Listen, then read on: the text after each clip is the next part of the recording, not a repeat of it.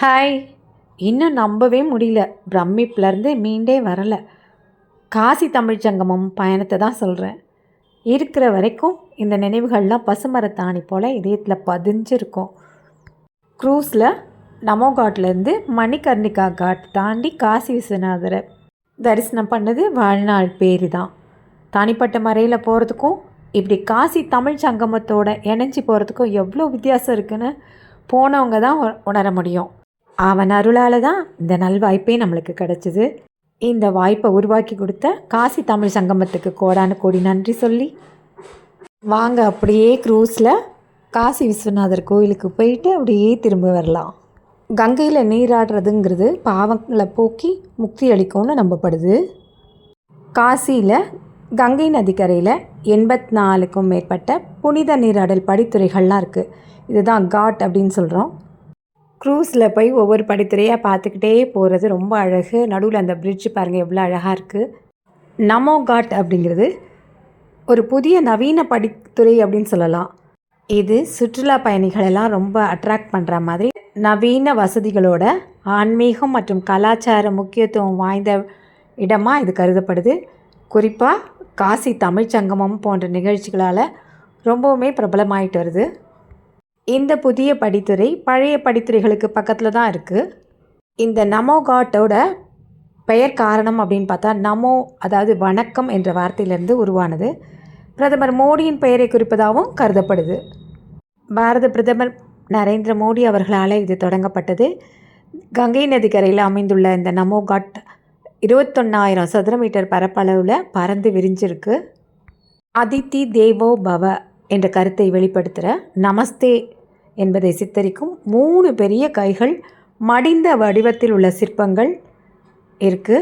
அதாவது விருந்தினர்களை எப்போதும் வரவேற்று கடவுள்களை பின்பற்றி அவர்களை மரியாதையோடு நடத்துறது அப்படிங்கிற பொருளில் இந்த 3 கைகள் குவிந்த நிலையில் இருக்குது. அந்த இடத்துலேருந்து நம்ம க்ரூஸில் ஏறி ஒவ்வொரு படித்துறையாக போய் பார்த்துட்டு அப்படியே காசி விஸ்வநாதர் எல்லாம் தரிசனம் பண்ணிவிட்டு அப்படியே திரும்பி வந்துடலாம். அந்த காட்சியை தான் நம்ம இப்போ பார்க்க போகிறோம். க்ரூஸில் மேலே உட்காந்துக்கிட்டே கங்கையை தரிசிக்கிறது ரொம்ப அழகாக இருக்கும். சில வருடங்களுக்கு முன்னால் எப்படியோ இருந்த கங்கை இன்றைக்கி அவ்வளோ சுத்தமாக பவித்திரமாக இருக்குது. அப்படின்னா அதுக்கு யார் காரணம்னு நமக்கே தெரியும். காசியில் இருக்க படித்துறைகளில் ஆசி, தசாவமேத், ஆதிகேசவா, பஞ்சகங்கா, மணிகர்ணிகா அப்படிங்கிற படித்துறைலாம் ரொம்பவே புனிதமாக கருதப்படுது. இங்கே எப்பயுமே பக்தர்கள் கூட்டம் அலை மோதிக்கிட்டே இருக்கும். வாரணாசி அப்படிங்கிற பேர் எப்படி வந்தது தெரியுமா? வருணா அப்படிங்கிற ஆறும் அசிங்கிற ஆறும் வடக்குலேருந்தோ தெற்குலேருந்தோ பாஞ்சு இந்த நகரில் கங்கை சமயம் பார்வதி தேவி கலப்பதால தான் நம்ம தகவல் வாரணாசி நமக்குன்னு ஒரு நல்ல இடத்த தேர்ந்தெடுத்து அங்கே போகலாமே அப்படின்னு சிவபெருமான்கிட்ட கேட்க சிவபெருமானும் உமையவளோட காசிக்கு வந்ததா புராணம் சொல்லுது. இருவரும் இறங்கி வந்து காசிங்கிற சித்த க்ஷேத்திரத்தில் குடிக்கொண்டனர். பழைய காலத்தில் கூட இந்த க்ஷேத்திரம் அழியாதுன்னு கடவுளே சொல்லியிருக்காரு. ஒரு சமயம் வியாசருக்கு காசியில் பிச்சை கிடைக்காம போனதுனால அவர் அந்த நகரத்தை சபித்து விடுவார்னு நினச்சி உமையவளும் சிவபெருமானும் மனித வடிவெடுத்து வியாசரை உணவருந்த கூப்பிடுறாங்க. வியாசரும் தன்னை மறந்து ரொம்ப மகிழ்ச்சியாக உணவை எடுத்துகிட்டு சாப்பிட்டு தன்னோட சாபத்தையே மறந்துடுறாரு. இருந்தால் கூட வியாசரோட முன்கோபத்தை கண்டிக்கும் வகையில் சிவபெருமான் என்ன சொல்கிறாரு, வியாசரை காசிக்குள்ளே நுழையவே கூடாது அப்படின்னு தடை போட்டுறார். ஆனாலும் கங்கை நதிக்கு அருகிலேயே இருக்கணும் அப்படிங்கிற ஆசையினால் கங்கையோட மறுக்கரையில் தன்னோட இருப்பிடத்தை அமைச்சிக்கிறாரு. அதுதான் ராம் நகர். அங்கே அவரோட கோயில் இருக்கிறத நம்ம இப்பயும் பார்க்கலாம். காசி விஸ்வநாதர் கோயிலில் இருக்க லிங்கமானது 12 ஜோதிர்லிங்கங்களுள் ஒன்று. காசியில் மரணம் சம்பவித்தா பகவான் சங்கரனே அவங்க காதில் ராம என்னும் தாரக மந்திரத்தை சொல்லி ஜீவனை கடை தேற்றுகிறார் என்பது ஐதீகமாக இருக்குது. காசியில் தகனம் செய்கிற இடத்துல துர்நாற்றம் இருக்கவே இருக்காது. அதே மாதிரி காகங்கள்லாம் பார்க்க முடியாது. எந்த மாடும் முட்டாது. காசியில் இருக்க முக்கியமான படித்துறை மணிகர்ணிகா படித்துறை. இங்கே 24 மணி நேரமும் இறந்தவங்களோட உடலுக்கு இறுதி மரியாதை செய்யப்பட்டு எரிக்கப்படுது. இரவு பகலாக எரிஞ்சிக்கிட்டே இருக்க இந்த நெருப்பு பல 100 ஆண்டுகளாக அணைப்பதே இல்லைன்றாங்க.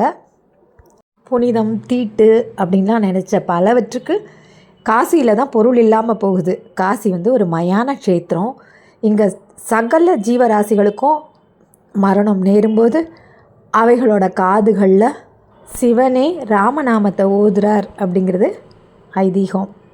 காசியில் இறந்தால் முக்தி நிச்சயம் அப்படிங்கிற நம்பிக்கையில் தன்னோட இறுதி காலத்தை இங்கே வந்து கழிக்கிறாங்க. மிக முக்கியமான படித்துறைன்னு பார்த்தா தஸ்வமேத காட். இந்த படித்துறையில் தான் மாலை நேரத்தில் கங்கா ஆரத்தி நடக்கும். இந்த கங்கா ஆரத்தி பார்க்குறதுக்கு கோடி கண்கள் வேண்டும், அவ்வளோ அழகு. கண்டிப்பாக இது எல்லோரும் பார்க்க வேண்டிய ஒன்று. இதை மாதிரி ஒவ்வொரு காட்டுக்கும் ஒரு தனி சிறப்பு இருக்குது. இப்போ நம்ம இப்படியே பார்த்துக்கிட்டே இந்த க்ரூஸில் போய் படித்துறையெல்லாம் பார்த்துட்டு கோயில் தரிசனம் பண்ணிவிட்டு மீண்டும் அதே மாதிரி திரும்பி வரலாம். இப்போ இந்த வீடியோவை நீங்கள் பாருங்கள், பார்த்து காசியோட அழகை ரசிக்கலாம், கங்காதேவியோட அருள் மழையில் நனையலாம். இப்போது இந்த வீடியோ உங்கள் பார்வைக்கு. இந்த வீடியோ பிடிச்சிருந்தா மறக்காமல் லைக் பண்ணுங்கள், கமெண்ட் பண்ணுங்கள், ஷேர் பண்ணுங்கள். இன்னும் எஸ்ஆர்எம் கிச்சனை சப்ஸ்கிரைப் பண்ணாதவங்க சப்ஸ்கிரைப் பண்ணிவிட்டு பாருங்கள்.